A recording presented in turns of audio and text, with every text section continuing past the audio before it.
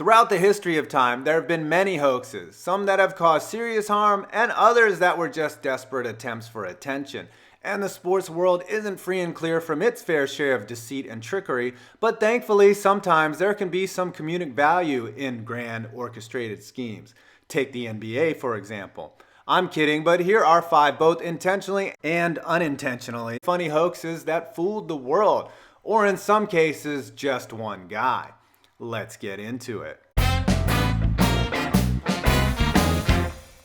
Number 5. The Legend of Sid Finch.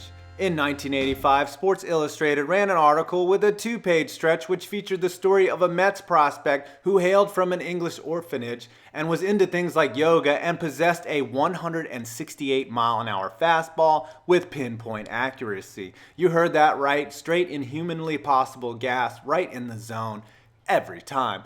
And since the article appeared in the spring, Met fans were excited to learn that a huge-footed righty that only wore one shoe when he pitched, a heavy boot, was about to join the coked-up tandem of Darryl and Doc, as it looked like the Mets would actually be pretty decent that year. Some newspapers sent reporters to Mets spring training camp to get a glimpse at this fireballing righty. The Mets gave Finch a locker right next to Darryl Strawberry, but curiously kept their bullpen area away from public view. Then, in an early April press conference, the reclusive Finch abruptly announced his retirement, saying that he was going to go play the French horn or golf or something. And so everyone was left stunned as to why the 6'4" Finch and his 168-mile-an-hour heater and 12-6 curve didn't even want to give baseball a shot.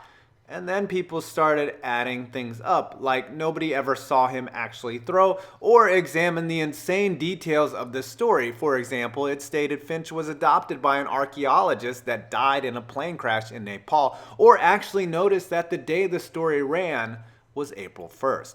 2 weeks later, Sports Illustrated ran an article letting the public know it was a hoax, one the Mets actively participated in. George Plimpton, the author of the article, brilliantly and hilariously trolled the baseball world. The 1985 Mets went on to finish second in the NL East and snorted more coke than Scarface. Number 4. Kyle Kendrick, pack your bags. You can have respect for the elaborate setup for sure, but the simple low-budget prank that just works has to have its place on the list. All Brett Myers, the class act that he was, needed to pull off this hoax was a video camera, some stationery, and help from a few friends.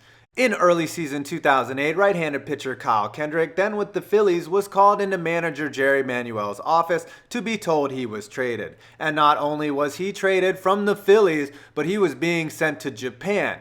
And he had to pack his bags and get ready to head overseas the next day at 7 a.m. The stunned Kendrick didn't know how to handle the news as he began to start processing the information. Who gets traded from a big league club to a team in Japan in the middle of the season? Before he had time to process the rarity of the event, reporters swarmed Kendrick and then GM Ruben Amaro Jr. for questions regarding the trade. And of course, this is the hilarious and awkward reveal of the prank. Kyle Kendrick has been moved to the Yomiuri Giants in exchange for Kobayashi Iwamura. It's a deal. Are you shocked now, or you know what I say? You just got punked. Oh, this is good. When Amaro says Kobayashi and Kendrick's incredulous smirk really works, and then his embarrassed relief and subsequent body language of "God damn, you're such a dick, Brett," is seriously the piece de resistance. The Phillies would end up winning the World Series that year, and Kendrick got a ring, and Chase Utley did this. World fucking champions! Number 3. Spain Handicaps, the Paralympics. Now, some hoaxes are intentionally funny and some are unintentionally funny, and whether you find this next one humorous or not, there is one thing that it was. Very fucked up. As you all know, the Olympics are almost never short of a good scandal or two, and amazingly, scandals and cheating extend all the way to the Paralympic Games, and in the year 2000 in Sydney, Australia, the most messed up form of cheating I can think of occurred. And Spain, apparently unwilling to give an arm or a leg to win gold in basketball, sent a group of non-disabled players to go out and ball against legitimately handicapped teams. Now here's what's even more messed up is that there is a maximum IQ of 70 needed to qualify as sufficiently disabled to participate in the games. Talk about your silver linings, eh? Hey son, bad news, you're not very smart, but I sure hope you can ball. Spain was caught when a reporter close to the team ratted them out, and they were ordered to return the medals. And since then, mentally disabled athletes have both been banned and reinstated as Paralympic athletes. Rumor has it Team Paralympic USA has been trying to recruit Nick Young. Number 2, Manti Te'o gone fishing. In 2012, Manti Te'o was riding high. Notre Dame was a strong team, he was a standout player, and he had a girlfriend that he loved very much. And then tragedy struck, as both Te'o's grandmother and his girlfriend passed away on the same day. Te'o was thrust into the national spotlight as he played inspired football and led the Fighting Irish to an undefeated regular season. It appeared he had overcome such adversity in tackling such unfortunate events. Until, of course, Deadspin started to snoop around to the identity of his girlfriend, whom Te'o had told the media was named Lene Kakua. Te'o's grandmother dying was identified as legit, but very little information about Kakua had ever been found. And then, after a little digging, it was discovered that the person who Manti thought was his girlfriend was a dude named Ronnie Tuiasosopo who had faked being a young woman for 3 months. And then our buddy Ronnie, who had even gone as far as to disguise his voice as a girl, decided to kill off the fictitious girlfriend on the same day Manti's grandmother died. I seriously hope he killed this fake woman first before Manti's grandma died and then was like, oh shit, what now? I also wonder how well he disguised his voice for Manti. Hey Manti, it's me, Lenai. What's your Snapchat, big boy?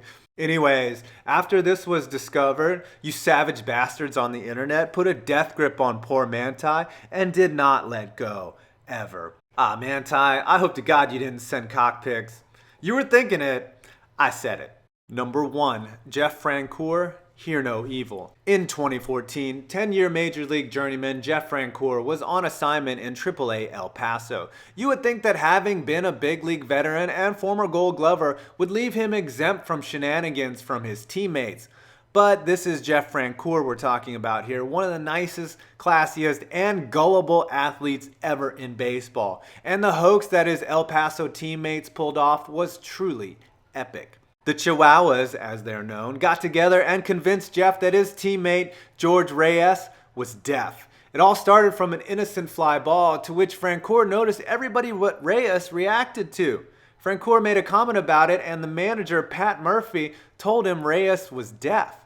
And it begins to get better. Fake interviews with Francoeur were set up, which he sincerely commends Reyes for his plight and overcoming his deafness. He's overcome obviously a lot.